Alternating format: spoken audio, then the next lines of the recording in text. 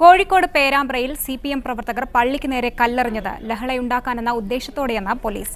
നേരത്തെ കരുതിക്കൂട്ടിയാണ് CPM പ്രവർത്തകർ പള്ളിക്ക് നേരെ കല്ലെറിഞ്ഞത്. 20ഓളം CPM DYFI പ്രവർത്തകർ ആക്രമണത്തിൽ പങ്കെടുത്തുവെന്നും FIR-ൽ പറയുന്നു.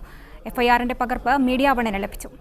അനുപമ, ഹർത്താൽ ദിനത്തിൽ കോഴിക്കോട് പേരാമ്പ്ര മഹല്ല് ജുമാ മസ്ജിദിന് നേരെ രാത്രി ഉണ്ടായ കല്ലേറ് ആസൂത്രിതമായിരുന്നു എന്ന് വ്യക്തമാക്കുന്ന പോലീസിന്റെ FIR ആണ് ഇപ്പോൾ പുറത്തു വന്നിരിക്കുന്നത്. മഹല്ല് പ്രസിഡന്റ് നൽകിയ പരാതിയുടെ അടിസ്ഥാനത്തിലാണ് കേസെടുത്തിരിക്കുന്നത്.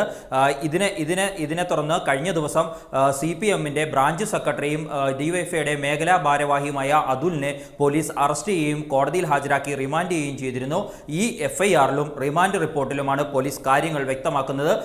FIR-ന്റെ പകർപ്പ് നമുക്ക് ലഭിക്കുകയും ചെയ്തിട്ടുണ്ട്.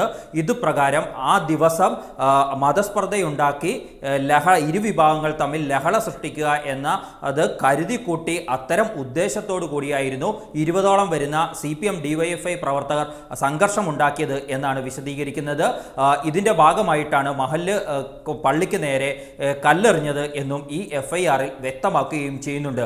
തുടർന്നാണ് പോലീസ് ഈ കേസിൽ അറസ്റ്റിലായ പ്രതിക്കെതിരെ 153A എന്ന മതസ്പർദ്ധയുണ്ടാക്കി പ്രശ്നങ്ങൾ സൃഷ്ടിച്ചു എന്ന വകുപ്പ് ചുമത്തിയിരിക്കുന്നത്. വളരെ ഗുരുതര സ്വഭാവമുള്ള വകുപ്പാണ്. CPM-നെ സംബന്ധിച്ചിടത്തോളം വലിയ തിരിച്ചടിയാണ്. ഒന്ന്, മഹല്ല് പള്ളിക്ക് നേരെ കല്ലെറിഞ്ഞു എന്നത് CPM പ്രവർത്തകരാണ് എന്ന് കണ്ടെത്തിയത് തന്നെ ഒരു തിരിച്ചടിയാണ്.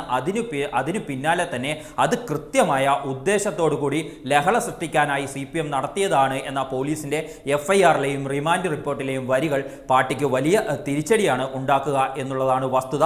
മാത്രമല്ല, ഇപ്പോൾ പിടികൂടിയതിന് പുറമെ 20ഓളം CPM DYFI പ്രവർത്തകർ ഈ കേസിൽ പ്രതികളാണ് എന്നുകൂടി പോലീസ് വ്യക്തമാക്കുന്നുണ്ട്.